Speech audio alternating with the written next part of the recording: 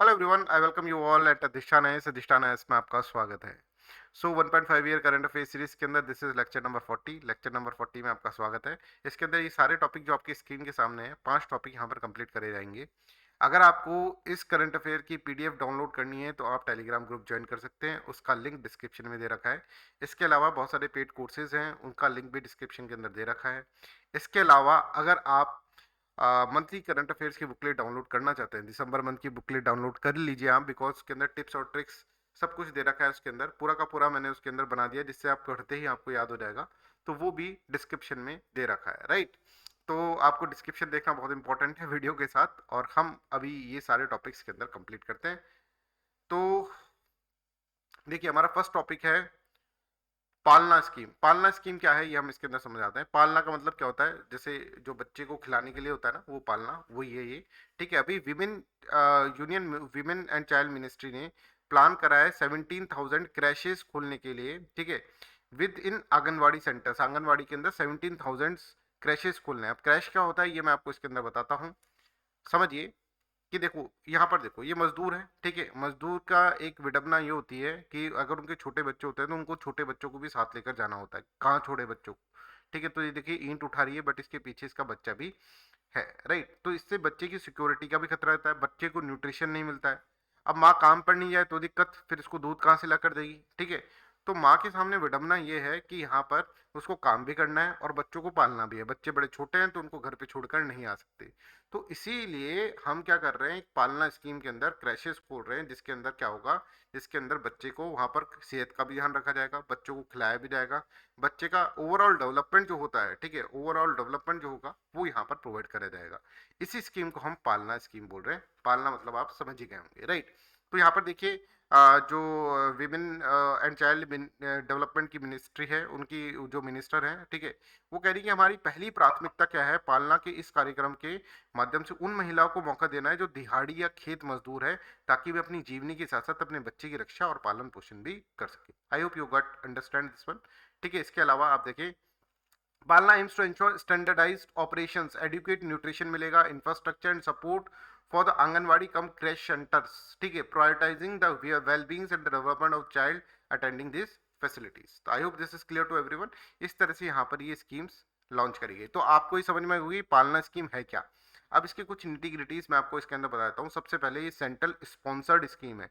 Sponsored का मतलब क्या है कि पूरा का पूरा पैसा जो है वो सेंट्रल गवर्नमेंट नहीं देगी। अगर ये सेक्टर स्कीम होती तो पूरा का पूरा पैसा जो होती वो कौन देती, वो सेंट्रल गवर्नमेंट देती। अब यहाँ पे देखिए, इज टू एड्रेस, अब आपको ये अंडरस्टैंड हो जाएगा, बिल्कुल अच्छे से समझ में आ जाएगा। Is to address the urgent need for quality day care facilities creches to the children of working women by providing safe and secure environment for nutritional, health and cognitive development of children. ठीक है, यहाँ पर cognitive development नहीं होगा बच्चों का, ठीक है, यहाँ पर हेल्थ का डेवलपमेंट नहीं होगा, यहाँ पर अगर आप देखें न्यूट्रिशनल डेवलपमेंट नहीं होगा, पर क्रैश फैसिलिटीज के अंदर ये सब चीजें प्रोवाइड करी जाएगी।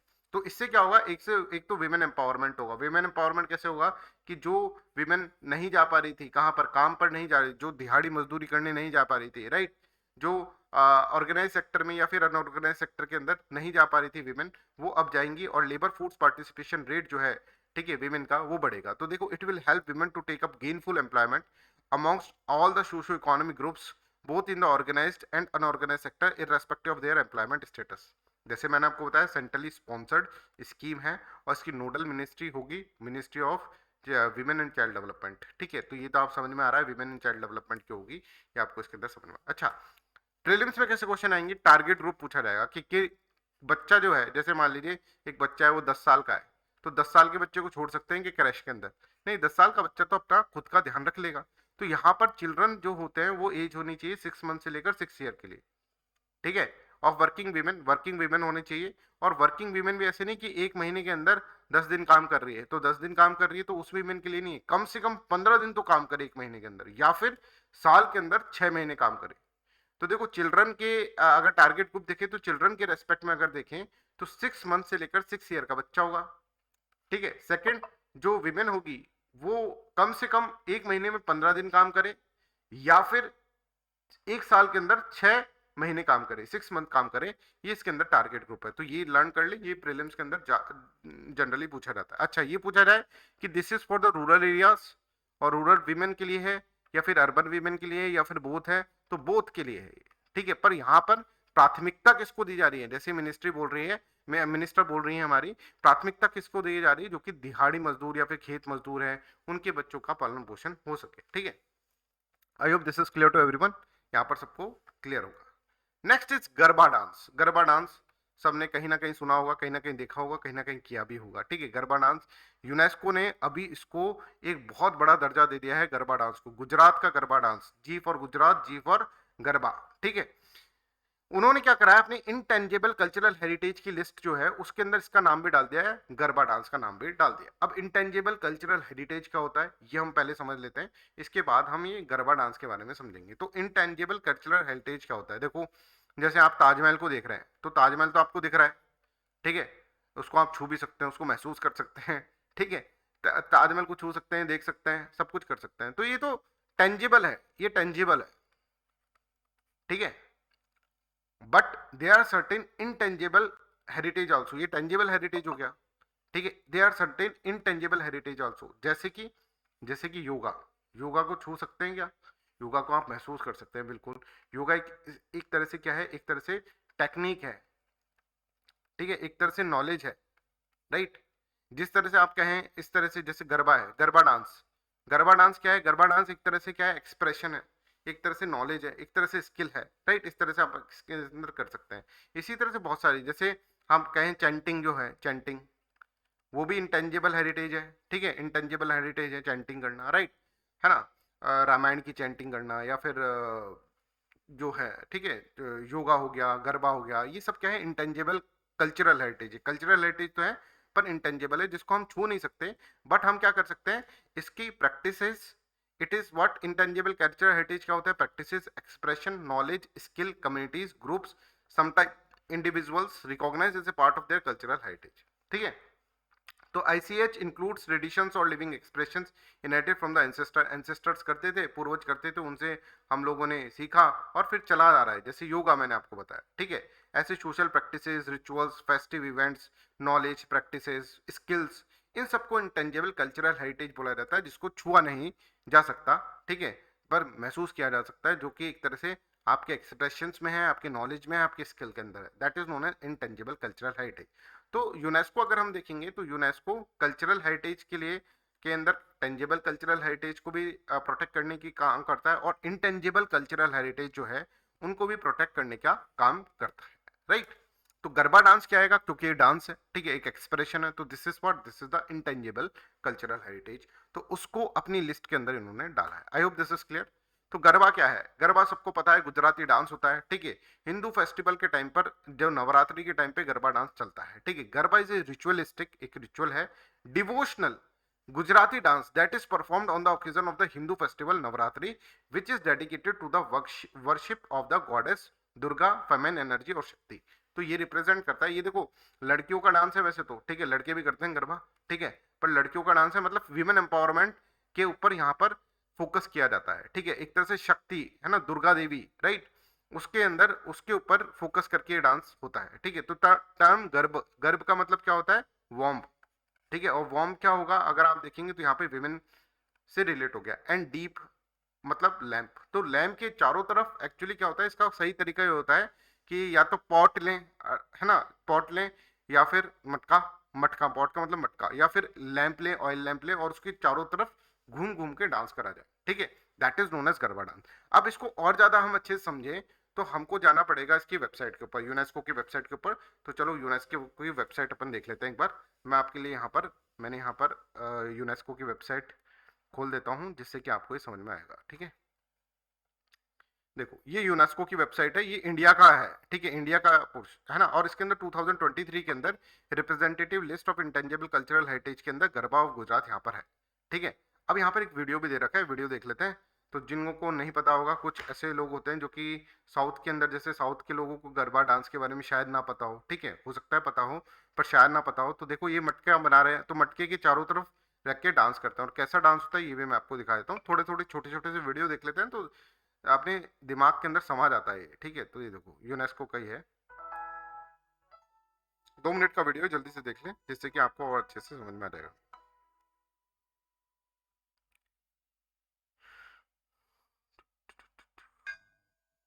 10 मिनट का आगे कर करके दिखा देता हूँ।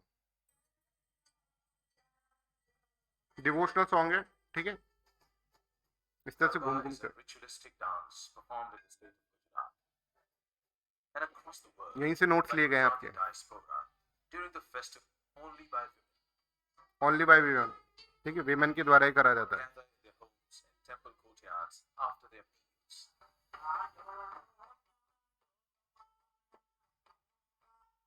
Although a Hindu festival, Garba is also marked by the participation of other religious communities who join the festivities dressed in traditional attire. The practitioners also include members of the transgender community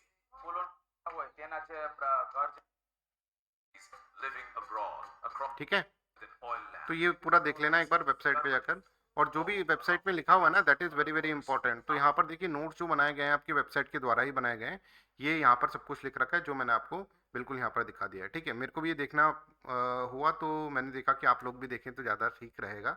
ठीक है, तो ऐसी चीज़ें देख लिया करो जिससे दिमाग के अंदर समझ आती है चीज़ें। दिस आर द टेक्निक्स, ठीक है, वीडियो देख लेते हो तो ध्यान रहता है। ठीक है, garba only for women, yes only for women, right. और ये सबसे इंपॉर्टेंट वेबसाइट्स होती है, जैसे यूनेस्को का कल्चरल हेरिटेज मान लिया, इसको इंटेंजिबल कल्चरल हेरिटेज यूनेस्को ने डाल दिया है, तो उसकी वेबसाइट पे जाकर देख लो। ठीक है ना। तो गरबा कम्स फ्रॉम द गर्भ, और आप यहाँ पर देख सकते हैं डीप मतलब लैंप, राइट। तो लैंप के चारों तरफ ऐसे घूम घूम के डांस किया जाता है। ठीक है, the dancer moves around the centre in A counter clockwise circle, ये इंपॉर्टेंट है, काउंटर क्लॉकवाइज सर्किल। ठीक है, क्लॉक ऐसे मूव करती है जबकि गरबा के अंदर इस तरह से मूव करा जाता है। ठीक है, using simple movements while singing and clapping with their hands in the unison। ठीक है, starting with the slow circular motion, फिर धीरे धीरे धीरे धीरे धीरे धीरे टेम्पो उनका बढ़ता है और तेज तेज गरबा डांस करने लग जाते हैं। ठीक है, अच्छा, अब गरबा डांस जो है ना, इससे ये फर्टिलिटी से भी रिलेटेड है, फर्टिलिटी। ठीक है, कि विमेन की मेंस्ट्रुएशन साइकिल होती है, तो विमेन की मेंस्ट्रुएशन साइकिल होती है तो उससे ये रिलेट करता है। दैट्स वाई विमेन ही इसको परफॉर्म करे तो ठीक रहता है। पर आजकल हम देखते हैं कि गरबा कोई भी कर रहा है, मेल भी कर लेते हैं विमेन के साथ मिलकर। ठीक है, तो यहाँ पे देखिए garba dance celebrate fertility, honour womanhood and pay respect to any of the array of the mother goddess. Mother goddess को रेस्पेक्ट देने के लिए ये होता है। The dance also customary marks a girl's first menstrual cycle and later her imminent marriage. ठीक है, इसके लिए भी ये भी एक तरह से यहाँ पर आप देखेंगे कि ये भी सिंबलाइज है कि एक तरह से गर्ल की फर्स्ट मेंस्ट्रुअल साइकिल होती है, उसको सेलिब्रेट करते हुए बनाया जाता है। ठीक है ना। इंटेंजिबल कल्चरल हेरिटेज क्या होता है ये मैंने आपको बता ही दिया। अब यूनेस्को की कन्वेंशन, नेक्स्ट टॉपिक अगर हम देखें तो यूनेस्को कन्वेंशन और इंटेंजिबल कल्चरल हेरिटेज के बारे में यहाँ पर बताया गया। ठीक है, तो देखो ये कन्वेंशन थी भाई, ये देखा गया कि कल्चरल हेरिटेज जो है वो तो हम प्रोटेक्ट कर रहे हैं, लेकिन जैसे ताजमहल और ये सब कुतुब मीनार ये सब तो कर लेते हैं, ठीक है, पूरे वर्ल्ड के अंदर। पर यूनाइटेड नेशन ने सोचा कुछ ऐसी भी चीजें होती हैं जो कि एक्सप्रेशन, जो कि स्किल होती है, जो कि नॉलेज होती है, उसको भी हमको करना चाहिए। तो उनको इंटेंजिबल कल्चरल हेरिटेज के लिए ये दिमाग में आया उनके 2003 के अंदर। तो 2003 के अंदर यूनेस्को जो है, United Nation Education Scientific and Cultural Organisation ने 2003 के अंदर इंटेंजिबल कल्चरल हेरिटेज को सेफगार्ड करने के लिए कन्वेंशन यहाँ पर हुई, और कन्वेंशन फोर्स में आई 2006 के अंदर, 2006 के अंदर ये फोर्स में आ गई।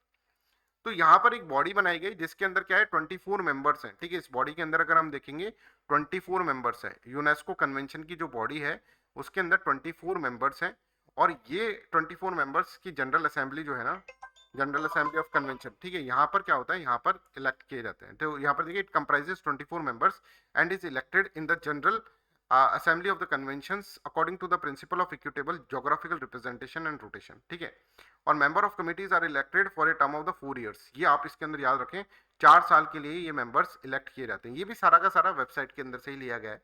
ठीक है, अच्छा, इसका पर्पस क्या है, जैसे मैंने आपको बताया इंटेंजिबल कल्चरल हेरिटेज को प्रोटेक्ट करना। ठीक है ना, to ensure respect of the intangible cultural heritage of the communities, groups and the individuals, to raise awareness at the local, national और इंटरनेशनल लेवल। अब इंटरनेशनल लेवल के ऊपर सबको गरबा डांस के बारे में पता चल गया। अच्छा, एक दो चीजें और मैं बताना चाहता हूँ कि भारत के अंदर अभी तक अगर भारत का अगर हम देखें तो भारत के अंदर 15 इंटेंजिबल कल्चरल हेरिटेज को इसके अंदर, इस लिस्ट के अंदर नाम दिया है। अब वो कहाँ से दिखेगा, ये भी आपको यूनेस्को की वेबसाइट के अंदर से दिखेगा। कैसे दिखा देता हूँ मैं आपको, यहाँ पर गए मैं सब यूनेस्को की कल्चरल हेरिटेज साइट्स के ऊपर। ठीक है, और अपन ने इसके अंदर इंडिया डाला, इंडिया डालेंगे तो यहाँ पर देखो 2023 के अंदर, 2023 के अंदर आप देख रहे हैं गरबा डांस, 21 के अंदर दुर्गा पूजा, 2017 के अंदर कुंभ मेला, 2016 के अंदर नवरोज, ठीक है, जो है योगा, 2014 के अंदर, ये सब आपको याद रखना है, ये सारे के सारे आपको याद करना है। वैसे तो ये सारे के सारे कहीं ना कहीं करंट अफेयर्स के अंदर आ ही जाएंगे, बट मैं आपको बता रहा हूँ कि इन सब को आपको याद करना है कि कौन कौन से, ये 15 ही हैं क्योंकि सिर्फ 15 है। अगर मान लो 100 होते तो मैं एक बार बोल भी देता कि भाई छोड़ सकते हो, बट यहाँ पर अगर 15 ही है तो आपको याद करना होगा इंटेंजिबल कल्चरल हेरिटेज कौन कौन से। I hope this is clear to everyone. तो देखो पब्लिकेशन, यूनेस्को की कन्वेंशन जो है वो पब्लिकेशन क्या क्या करती है आप यहाँ पर देख सकते हैं। पब्लिकेशन अगर हम देखेंगे इसका, तो representative list of intangible cultural heritage of humanity, list of intangible cultural heritage in the need of urgent safeguarding, register of the good safeguarding practices, इन सब का पब्लिकेशन यहाँ पर करा जाता है यूनेस्को कन्वेंशन के द्वारा, ठीक है, UNESCO convention on world intangible cultural heritage के द्वारा, ठीक है। तो 15 इंटेंजिबल कल्चरल हेरिटेज हैं यूनेस्को की रिप्रेजेंटेटिव लिस्ट के अंदर, ये 15 के 15 याद होने चाहिए आप लोगों को, ठीक है। चलिए नेक्स्ट इज, अभी देखिए राम मंदिर बन रहा है, ठीक है, और राम मंदिर के अंदर आप देखेंगे कि रामायण के अंदर लॉर्ड राम का जितना इंपॉर्टेंट रोल है उतना ही माता सीता का भी, ठीक है। तो माता सीता की जो बर्थ प्लेस है, ठीक है, जिसको बोलते हैं मिथिला, ठीक है, जो बिहार में भी है और कुछ पार्ट उसका नेपाल के अंदर भी है, ठीक है, मिथिला जो है उसको रिवाइव करने की कोशिश की जा रही है ना। Bihar to develop Sita's birth place, and expert explain the history and the mythology of the Mithila, Mithila की क्या हिस्ट्री और मैथोलॉजी है, ये सब चीजें इसके अंदर बताया गया, ठीक है। मैथोलॉजी मैं कम ही मानता हूँ इस केस के अंदर, ठीक है, ये एक तरह से ज्योग्राफिकली अगर हम देखें तो पूरा रियलिटी ही दिखता है ज्योग्राफी के अंदर, जैसे रामायण के अंदर जो कुछ लिखा हुआ है, ठीक है, अगर आप ज्योग्राफी के पर्सपेक्टिव से देखो ना तो वो सब चीज मिल रहा है। तो मतलब ऐसा हो सकता है ना कि एक रियलिटी हो, और अच्छा रियलिटी भी ना हो तो जिसने भी इसको लिखा है ना, उसको ज्योग्राफी की तो काफी अच्छी नॉलेज थी, है ना। तो देखो इसका क्या नाम है, पनूरा धाम प्रोजेक्ट, पनूरा धाम प्रोजेक्ट, ठीक है। तो देखो बिहार स्टेट, अब यह आएगा पनूरा धाम प्रोजेक्ट, पनूरा धाम प्रोजेक्ट क्या है, ठीक है। तो Bihar state government recently approved a project to develop Punaura Dham, a temple complex in the Sitamarhi district as a major tourist attraction, जिससे कि इसको मेजर टूरिस्ट अट्रैक्शन हम बना सके। पनूरा धाम टेम्पल कॉम्प्लेक्स है कहां पर, सीतामारी डिस्ट्रिक्ट के अंदर बिहार में, राइट। चलिए समझते हैं। तो देखो Punaura Dham is believe to be birth place of the goddess Sita, goddess Sita जो है उनकी बर्थ प्लेस यहाँ पर माना जाता है, ठीक है। वाइफ ऑफ लॉर्ड राम, सबको पता है वाइफ ऑफ लॉर्ड राम। इनिश अगर हम देखें इसके अंदर इनका ऐसा बोला जाता है मिथिला, पहले इसको मिथिला बोला जाता था, है ना, इस जगह को जहां पर उनकी सीता जी का जन्म हुआ है, माता सीता का, उसको मिथिला बोला जाता था, ठीक है। कि मिथिला के अंदर सीता का जन्म हुआ था और मिथिला के अंदर ही ये पैदा हुई थी और मिथिला के अंदर ये रेज हुई थी, राइट। और मिथिला क्या है, मिथिला एक पहले जो था ना, मिथिला जनपद थे, महाजनपद, अगर आप देखें 16 महाजनपद थे, ठीक है, महाजनपदास, ठीक है। तो महाजनपदास के अंदर से एक जनपद था मिथिला, उस एक जनपद के अंदर आता था। तो initiative aims to promote the culture and the heritage of Mithila, the region where the Sita was born and raised, ठीक है, इस रीजन को। और ये जो रीजन है वो इस तरह से है, नेपाल में भी है थोड़ा बहुत, नेपाल के तराई रीजन के अंदर है, ठीक है। और ये वाला जो रीजन है बिहार और झारखंड का जो रीजन है ना, वो जो है that is known as, that is what, that is the Mithila, उसको मिथिला बोलते हैं। यहाँ पर सीता माता का जन्म हुआ था, ऐसे बोलते हैं। देखो अब मिथिला का सीमा क्या थी, ठीक है, तो एक बृहद विष्णु पुराण के अंदर, ये याद करें, बृहद विष्णु पुराण के अंदर मिथिला की सीमा बता रखी है, ठीक है, उसका उल्लेख करा हुआ है कि कौशी रिवर, देखो कौशी रिवर, गंडकी रिवर, यहाँ पे गंगा रिवर, ठीक है, ये इन रिवर के आसपास यहाँ पर देखो इस तरह से बोला गया कि आरंभ होकर पश्चिम में गंडकी रिवर तक 24 योजन, योजन मतलब 8 मील, और 1 मील is equals to I think 1.6 या 1.8 किलोमीटर होता है, ठीक है। तो 24 योजन उत्तर जाएं, तथा दक्षिण में गंगा नदी से आरंभ होकर उत्तर में हिमालय पर बनाई गई वन तक 16 योजन मिथिला का विस्तार था, ठीक है। ऐसा इसके अंदर बता रखा है, पुराण के अंदर बताया रखा है। तो हम मिथिला प्रदेश जो है उसका हम अगर देखें सीमा, तो इस तरह की कुछ सीमा रहा होगी, जैसे आप यहाँ पर देख रहे हैं कि ये वाला जो रीजन है that is known as Mithila, ठीक है। तो आप देखिए Mithila has a rich and ancient history dating back of the Vedic period when it was one of the 16 Mahajanapadas of the India, India के 16 महाजनपदास थे, ठीक है, उनके अंदर से एक मिथिला भी था, राइट। तो Mithila also known as Tirhut और तिराभुक्ति, ठीक है, is a historical and culturally significant region encompassing Darbhanga, Madhubani, Sitamarhi, ठीक है। और सीतामाढ़ी वो रीजन है यहाँ पर सीता का जन्म हुआ है, ठीक है। सुपौल, सहरसा, मधेपुर, इस इन सबको याद करने की जरूरत नहीं है, बस आपको ये याद रखना है बिहार और नेपाल दोनों के अंदर मिथिला राज्य का क्या था, मिथिला का राज्य का बहुत ज्यादा अगर आप देखें विस्तार था, right. I hope this is clear. इसी के साथ साथ आप यहाँ पर ये भी याद रखें कि मिथिला के अंदर, मिथिला जनपद जो था, ये हिस्ट्री का क्वेश्चन लगेगा पर होगा करंट अफेयर का, ठीक है। हिस्टोरिकल थिंग बता रहे हैं आप, मिथिला के बारे में पूछ सकते हैं कि जनपद मिथिला के बारे में क्या क्या बातें सही हैं, ऐसे 3-4 स्टेटमेंट बना सकते हैं, ठीक है। और फिर only one only two correct, वो सब चीज़ें कर सकते हैं। अभी हम करंट अफेयर्स के ऊपर हम वो भी बनाएंगे, एमसीक्यूज भी बनाएंगे, बट आप लोगों से रिक्वेस्ट है, please please please share this video widely.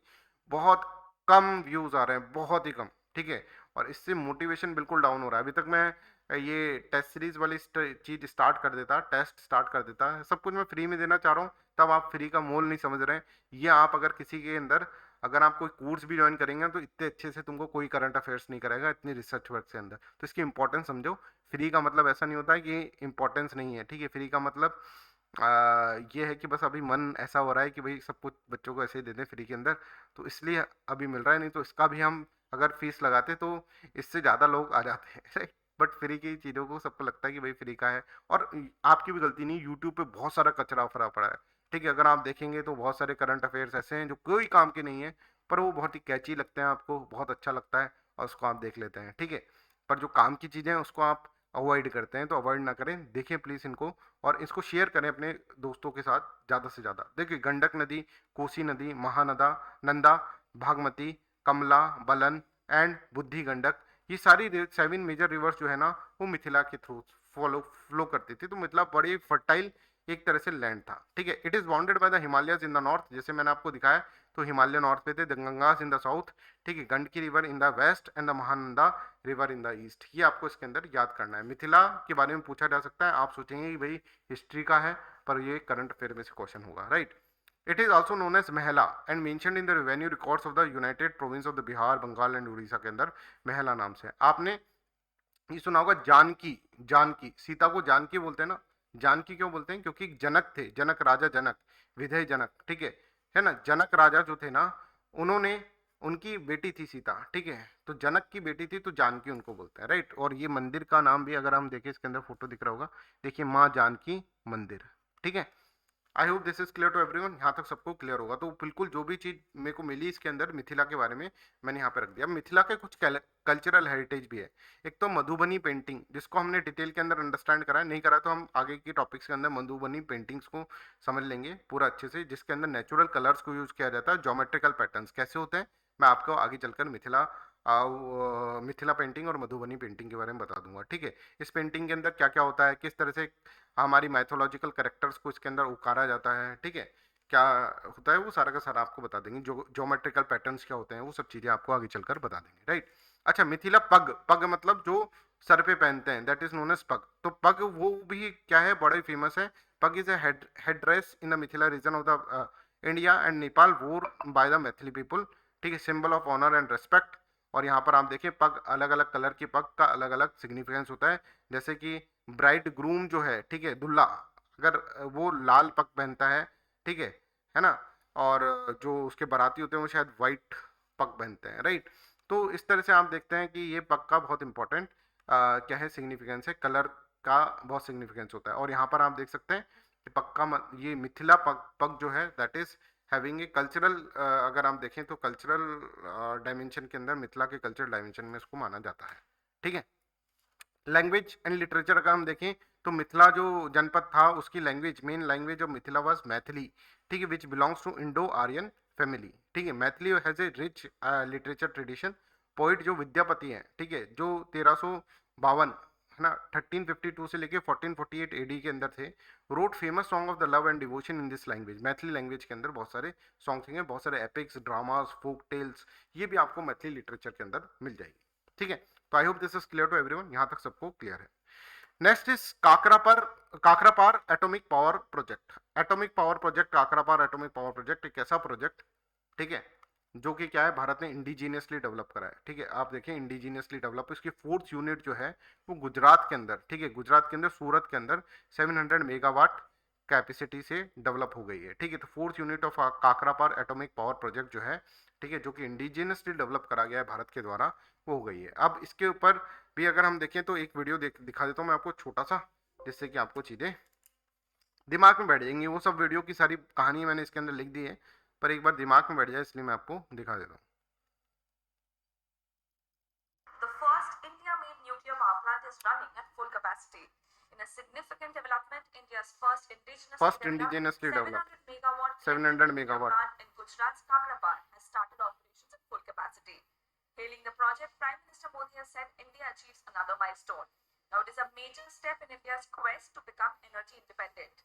The reactor at the Kakrapar Atomic Power Project had started commercial operations on June 30, but was operating at 90% of its capacity till now. The Nuclear Power Corporation of India Limited, NPCIL or इसका भी यार NPCIL, बता दो। operates the nuclear plants in the country. They're tasked with the design, construction, commissioning, and operation of nuclear power reactors. India now has 23 nuclear reactors in operation ये याद रखिएगा। in 8 nuclear power plants with a combined capacity of 7,480 megawatts. 12 more reactors are under construction at various stages. ठीक है, समझ में आ रहा है सबको? तो अब अपन इसके बारे में पढ़ लेते हैं। ये सब कुछ मैंने लिख दिया इसके अंदर, डोंट वरी अबाउट दैट। ठीक है, fourth unit of Kakrapar atomic power projects in Gujarat with 700 megawatt capacity यहाँ पर लॉन्च कर दी गई है, राइट। तो देखो, Kakrapar atomic power project is built by the nuclear power corporation of India limited, NPCIL. ठीक है, तो ऑपरेटर इसका एनपीसीआईएल है। ठीक है, ये public sector undertaking of the department of atomic energy. ये प्रेशराइज्ड हैवी वाटर रिएक्टर इसके अंदर यूज, ये हैवी वाटर रिएक्टर है। Is a nuclear power reactor commonly use for unenriched natural uranium as its fuel. ठीक है, देखो uranium जो होता है उसके अंदर एनरिच करना होता है, ठीक है, पहले उसको, फिर उसको फ्यूल की तरह यूज होता है। पर प्रेशराइज्ड हैवी वाटर रिएक्टर के अंदर अनएनरिच्ड यूरेनियम को भी यूज किया जा सकता है। अब इसको देखने के लिए साइंस एंड टेक्नोलॉजी की एक सीरीज मैंने बनाई थी अनअकैडमी के ऊपर, तो वहाँ पे न्यूक्लियर प्रोजेक्ट पहला या दूसरा लेक्चर उसका न्यूक्लियर प्लांट के बारे में बता रखा है कि प्रेशराइज्ड हैवी वाटर रिएक्टर क्या होता है, ये सब कुछ बता रखा है उसके अंदर। ठीक है, तो वो आप जरूर देखें। कूलेंट का क्या यूज होता है, ठीक है ना, और एब्जॉर्बेंट का क्या यूज होता है, राइट, वो सब कुछ इसके अंदर बता रखा है, वो जरूर आप उसके अंदर देखें, राइट। मॉडरेटर का क्या यूज होता है, तो कूलेंट क्या है, कूलेंट कोई न्यूक्लियर रिएक्टर को कूल करने के लिए काम आता है। ठीक है, और मॉडरेटर जो होता है जैसे ऑर्डिनरी वाटर या हैवी वाटर है, जो कि क्या होता है, किसकी स्पीड स्लो करता है। किसकी स्पीड स्लो करता है ये मैं आपको इसके अंदर बताता हूँ। देखो, एक क्रिटिकलिटी क्या होता है ये आप इसके अंदर समझो, that is very very important scientifically, science and technology के परस्पेक्टिव से बहुत इंपॉर्टेंट है। तो अभी आप देखेंगे तो ये इसने क्रिटिकलिटी अप्रोच, क्रिटिकलिटी जो है वो अचीव कर ली है। ठीक है, तो अब क्रिटिकलिटी क्या होता है, देखो, फिशन रिएक्टर के अंदर क्या होता है कि यूरेनियम को लिया जाता है और यूरेनियम के ऊपर न्यूट्रॉन को बढ़ाया जाता है, न्यूट्रॉन को बढ़ाया जाएगा, है ना। और न्यूट्रॉन को बढ़ने के, यूरेनियम के ऊपर जब न्यूट्रॉन को बढ़ाते हैं तो वो दो पार्ट के अंदर डिवाइड हो जाता है, प्रोडक्ट 1 और प्रोडक्ट 2 के अंदर। और इसके साथ साथ वो हीट एनर्जी को रिलीज करता है, और इस एनर्जी को हम यूज करते हैं, इस एनर्जी को यूज कर लेंगे इलेक्ट्रिसिटी जनरेट करने की। ठीक है, हीट एनर्जी रिलीज करता है, तो ये एनर्जी रिलीज कर रहा है, प्लस इसके साथ साथ 3 न्यूट्रॉन और रिलीज कर रहा है। तो मतलब यूरेनियम से जब न्यूट्रॉन बढ़ेगा, एक न्यूट्रॉन बढ़ेगा तो 3 न्यूट्रॉन्स रिलीज होंगे, और ये एनर्जी मिल गई, इस एनर्जी से हम पंखा वंखा चला लेंगे, इलेक्ट्रिसिटी जनरेट कर लेंगे। अब ये जो 3 न्यूट्रॉन होते हैं ना, ये फिर जाकर यूरेनियम से बढ़ेंगे, ठीक है, 3 न्यूट्रॉन्स, है ना, और इस तरह से और 3 न्यूट्रॉन्स प्रोड्यूस करेंगे। मतलब ये 3 न्यूट्रॉन है तो एक न्यूट्रॉन 3 और न्यूट्रॉन्स को प्रोड्यूस करेगा, फिर एक न्यूट्रॉन 3 और, तो 3 न्यूट्रॉन्स जो होंगे 9 न्यूट्रॉन्स को प्रोड्यूस करेंगे, फिर 9 न्यूट्रॉन्स बढ़ेंगे तो 9 न्यूट्रॉन्स 27 न्यूट्रॉन्स को प्रोड्यूस कर देंगे। समझ में आ रहा है?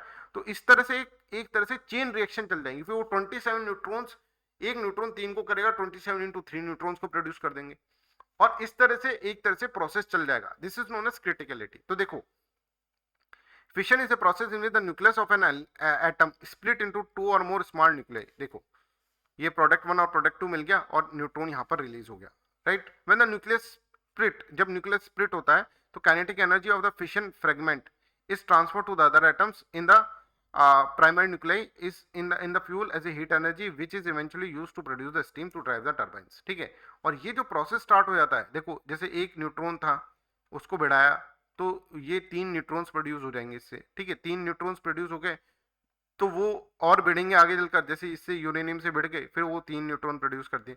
ऐसा प्रोसेस चलता रहता है। ये जब प्रोसेस स्टार्ट हो जाता है, फिशन रिएक्शन स्टार्ट हो जाती है, तो मतलब क्रिटिकलिटी के ऊपर आ गया है। देखिए, criticality is the first step towards the power production. A nuclear reactor is said to be critical when the nuclear fuel inside the reactor sustains a fission chain reaction. Each fission reaction releases sufficient number of neutrons to sustain a series of the reactions. Heat is produced in the events which is used to generate the steam that spin the turbine to create the electricity. I hope this is clear to everyone, है ना? सो that's all for today's class. मैं आपको बताना चाहता हूँ बहुत सारे students अभी मॉड्यूलर कोर्सेज ले रहे हैं, प्रीलिम्स के कोर्सेज हमने बनाए। इन कोर्सेज को एंजॉय करें, इसमें मैंने बहुत मेहनत करी इन कोर्सेज के ऊपर। जैसे पॉलिटी का कोर्स लेंगे तो उसके अंदर ऑलमोस्ट 67 लेक्चर्स हैं, ठीक है? तो 67 लेक्चर के अंदर आपकी पूरी पॉलिटी कंप्लीट है। मॉडर्न हिस्ट्री भी आप ले सकते हैं, मॉडर्न हिस्ट्री का बहुत शानदार कोर्स बनाया गया है। इंटरनेशनल रिलेशंस तो मेंस के लिए बनाया गया है, ठीक है? This is for the mains, है ना? इसके अलावा geography, environment, ecology, art and culture, सारे कोर्सेज मेरे द्वारा पढ़ाए गए हैं और मैंने बहुत मेहनत करी इनके ऊपर। तो आप लोग इनको एंजॉय कर सकते हैं और अपनी लाइफ को ईजी कर सकते हैं। So that's all for today's class. Thank you so much for listening me so kindly. Bye bye, take care and have a nice day.